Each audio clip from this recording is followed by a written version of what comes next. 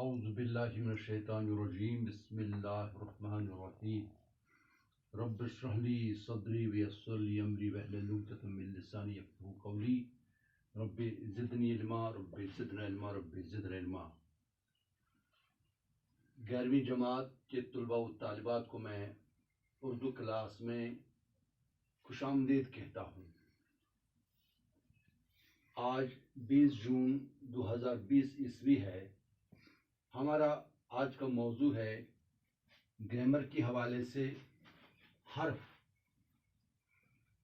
آج ہمیں حرف پڑھنا ہے اور حرف کے بارے میں آپ کو یہ بات یاد رکھنی چاہیے کہ حرف کلمہ ہے، لیکن یہ وہ کلمہ ہے جو نہ کسی کام کو ظاہر کرتا ہے اور نہ کسی کا نام ہے۔ جب ہم اسم کی بات کرتے ہیں تو اسم ہم اس کلمہ کو کہتے ہیں جو کسی شخص کا نام، کسی جگہ کا نام یا کسی چیز کا نام ہوتا ہے۔ لیکن جو کلمہ ہوتا ہے، کلمہ نہ کسی کام کو ظاہر کرتا ہے اور نہ کسی کا نام ہوتا ہے۔ یہ محض کلمات کے ساتھ مل کر کام دیتا ہے۔ یعنی حرف جو ہے یہ کلمات کے ساتھ مل کر کام دیتا ہے، یعنی اسم کو اسم کے ساتھ ملاتا ہے اور فعل کو فعل کے ساتھ ربط دیتا ہے۔ یعنی یہ ربط کر دینے کا کام کرتا ہے، ملانے کا کام کرتا ہے، آپس میں جوڑنے کا کام کرتا ہے۔ اسموں کو اسموں کے ساتھ جوڑتا ہے، فعلوں کو فعلوں کے ساتھ جوڑتا ہے، فعل اور اسم کو جوڑتا ہے، کلمات کے ساتھ مل کر کام دیتا ہے۔ حرف کی دو قسمیں ہیں۔ حرف کی دو قسمیں ہیں۔ نمبر 1 حروف ہجا۔ حرف کی دو قسمیں ہیں، حروف ہجا اور حروف معنوی۔ یہاں پر میں نے لکھا ہے حروف ہجا اور حروف معنوی۔ حروف ہجا جن کو ہم حروف تہجی بھی کہتے ہیں۔ حروف ہجا لفظوں کی بناوٹ میں استعمال ہوتے ہیں، یعنی یہ بنیاد ہے اردو زبان کی لکھائی کا۔ جب ہم تحریر کرنا چاہیں گے یا پڑھنا چاہیں تو ہمارے پاس بنیادی جو مواد ہے وہ حروف تہجی ہے۔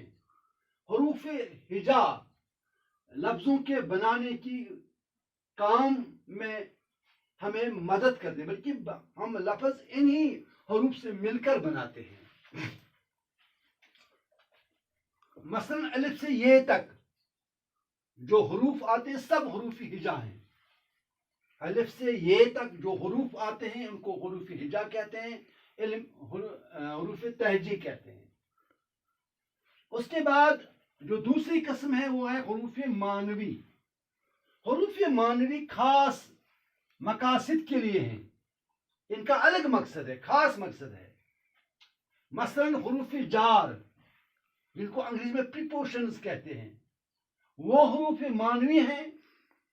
یعنی حروف جار وہ حروف معنوی ہیں جو کسی اسم کو دوسرے اسم کے ساتھ یا اسم کو فعل کے ساتھ ربط دیتے ہیں۔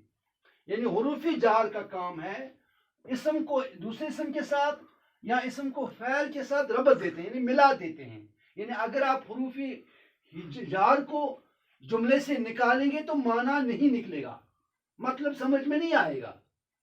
ہم کو لازمی طور حروف جار کا استعمال کرنا ہے، تب جا کر ہم جملے کو صحیح معنی دے سکتے ہیں۔ یعنی جملے سے اگر آپ حروف جار کو نکالیں گے تو آپ کا جملہ بے معنی جملہ بن جائے گا، اس سے آپ کو کوئی مطلب حاصل نہیں ہوگا۔ جن اسموں کے بعد حروف جار واقع ہو جائے، اب ہمیں یہ سوچنا ہے کہ حروف جار جن اسموں کے بعد واقع ہوتا ہے، یعنی جن اسموں کے بعد حروف جار آتے ہیں ان کو مجرور کہتے ہیں۔ حروف جار اور مجرور۔ حروف جار وہ حروف ہیں جو جملوں کو مطلب دینے کے لیے استعمال ہوتے ہیں، اسم کو فعل کے ساتھ یا فعل کو اسم کے ساتھ ملاتے ہیں، اور جو یہ حروف جب کسی اور اسم کے بعد آ جاتے ہیں، کسی اسم کے بعد لازماً یہ آ ہی جاتے ہیں، تو جن اسموں کے بعد یہ واقع ہو جاتے ہیں ان کو حروف مجرور کہتے ہیں۔ کیا کہتے ہیں؟ मजनून। मसलन मैं, लफ्ज ये हरूफ है पर, तक, से, ता, अंदर, को, पास, लिए, चंद वगैरह वगैरह, ये हरूफी जार हैं। फिर मैं दोहराऊंगा, मैं, पर, तक, से, ता, अंदर, को, प्यास, लिए, चंद। अब हम देखेंगे मैं का जो हरूफी जार है हम इसका इस्तेमाल कैसे करते हैं। मैं आपको जुमलों के जरिए इसको समझाने की कोशिश करूंगा। शहर में बेचैनी है, अगर हम देखेंगे शहर बेचैनी है तो माना नहीं आएगा, तो हमें इसमें मैं का इस्तेमाल करना है, तब हमें पता चलेगा कि शहर में बेचैनी है, यानी कि हमें पता चलता है, माना निकल आता है, मतलब समझ में आता है कि शहर में बेचैनी है। इसी तरह दूसरा जुमला है महीना में एक बार हाजिर होना पड़ता है। अगर ये लिखिए महीना एक बार हाजिर होना पड़ता है तो माना नहीं आएगा, तो मैं इसका इस्तेमाल यहाँ पर किया गया है, महीना में एक बार हाजिर होना पड़ता है। तीसरा जुमला है जरा होश में आओ, जरा होश में आओ। अगर हम कहेंगे जरा होश आओ तो क्या माना है, कुछ माना नहीं है, तो हमने इसका इस्तेमाल किया, मैं का इस्तेमाल, जरा होश में आओ। चौथा जुमला है एक बच्चे और जवान में फर्क है, यानी बच्चा और जवान में हमें फर्क करना है, तो हम ये कहेंगे कि एक बच्चे और जवान में फर्क है। अगर हम सिर्फ ऐसे लिखेंगे एक बच्चे और जवान फर्क है तो कोई फर्क माना नहीं है, तो हमें इसमें मैं का इस्तेमाल करना पड़ा है, तो हमने कहा कि एक बच्चे और जवान में फर्क है। तो ये केले लड़कों में बांट दो, ये एक और जुमला है, ये केले लड़कों में बांट दो, यानी ये केले जो हैं इनको लड़कों के अंदर तकसीम करो। तो इसके बाद कबड्डी खेलने में मसरूफ हैं, वो कबड्डी खेलने में मसरूफ है, या वो कबड्डी खेलने में मसरूफ रहे, यहाँ पर वो कबड्डी खेलने मसरूफ रहे तो माना नहीं आएगा। 1 किलो में 1000 ग्राम होते हैं, 1 किलो में 1000 ग्राम होते हैं।